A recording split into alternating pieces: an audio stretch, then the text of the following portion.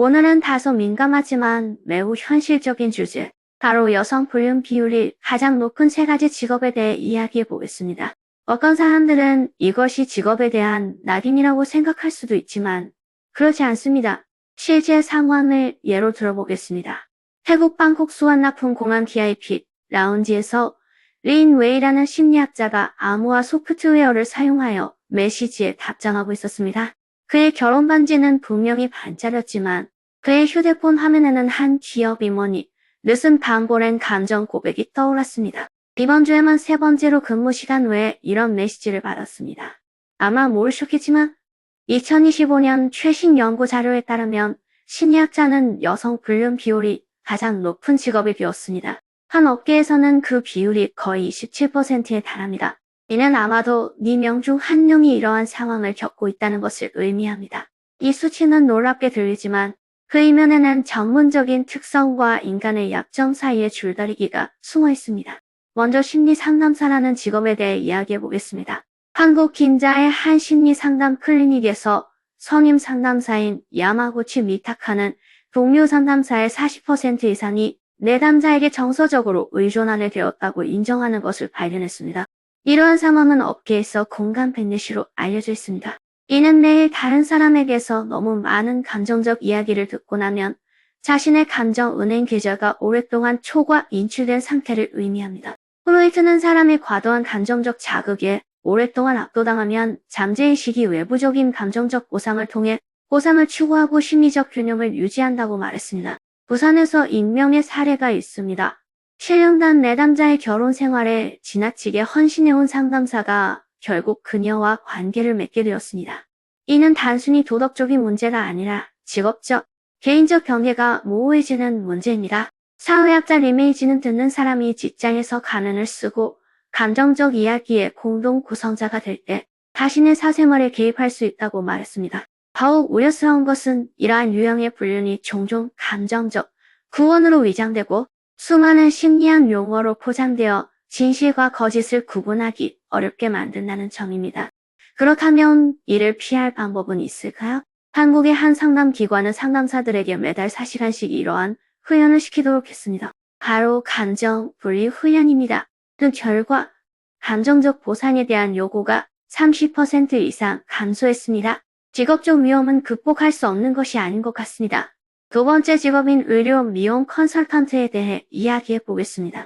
의료 미용 컨설턴트의 불륜율은 심리 상담사보다 훨씬 높아 거의 29%에 달합니다. 서울 강남구에 있는 의료 미용 클리닉에서 28세 김지원 씨는 고객의 얼굴 성형 계획을 세우고 있습니다. 그녀의 휴대폰에는 고객의 셀카와 남편의 생일 축하 인사가 적혀 있습니다. 나중에 생각해보세요. 아름다움이 값비싼 상품이 되고 히알루론산으로 젊음을 유지할 수 있게 되면서 이 업계의 감정적 관점은 오래전부터 변해왔습니다. 메디컬 에스테틱 컨설턴트는 매일 고객을 위해 뷰티 하이라이트를 만들어내야 합니다. 고려해야 할 사항들, 동시에 고객과 가까운 친구인 척해야 합니다. 이 두 가지 역할이 혼합될 때 전문적인 경계는 쉽게 모호해질 수 있습니다. 선전의 한 메디컬 에스테틱 클리닉의 내부 교육 자료에는 칭찬을 통해 정서적 유대감을 형성해야 한다고 명시되어 있습니다. 그러나 이러한 칭찬은 점차 감정적 조작으로 변질됩니다. 더 중요한 것은 메디컬 에스테틱 고객의 60% 이상이 부유하다는 것입니다.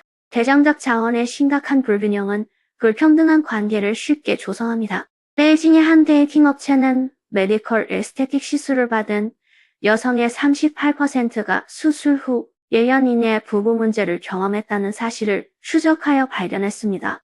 이는 사고방식의 변화와 시술 중 만난 새로운 친구의 영향 때문입니다. 이 업계가 고객의 정서적 위험을 사전에 평가할 수 있다면 어쩌면 몇 가지 문제를 피할 수 있을지도 모릅니다. 마지막으로 약 31%에 달하는 불륜율을 보이는 홍보 전문가들에 대해 이야기해 보겠습니다. 뉴욕 메디슨 애비뉴에 있는 한 홍보회사에서 이사인 에마는 위기관리 계획을 세우며 컴퓨터 앞에 앉아 있습니다. 그녀의 일정은 비즈니스 만찬과 기자회견으로 가득 차 있고 남편의 이혼 합의안도 논의 중입니다. 매일 누구에게나 미소 짓는 이 엘리트들은 얼마나 많은 내면의 고통을 견뎌내야 할까요? 홍보 담당자들은 고객, 미디어 파트너들을 상대하며 모든 과정을 감정적으로 완벽하게 처리해야 합니다. 하지만 가짜 미소가 일상이 되면 진정한 감정은 내면 깊숙이 억압됩니다. 부산의 한 홍보 회사의 내부 조사에 따르면 60% 이상의 사람들이 사교 모임에서 추파를 던진 적이 있다고 인정했습니다. 이러한 생존 본능은 결혼 생활을 서서히 약화시킵니다. 더욱 흥미로운 것은 그들이 직장 위기에 대처하는데 사용하는 방식이 종종 관계에서도 적용된다는 것입니다.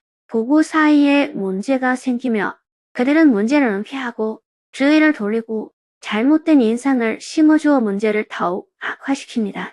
만약 그들이 위기 관리 기술을 결혼 생활 회복에 적용할 수 있다면 어쩌면 상황이 나아질지도 모릅니다. 어떤 사람들은 이 데이터가 오늘날 사람들이 관계를 점점 덜 중요하게 여기는 것을 보여주는 것이냐고 물을지도 모릅니다. 하지만 전적으로 그렇지는 않습니다. 한 국가 간 연구에 따르면 중국 여성의 불륜율은 약 2%로 국제 평균보다 훨씬 낮습니다.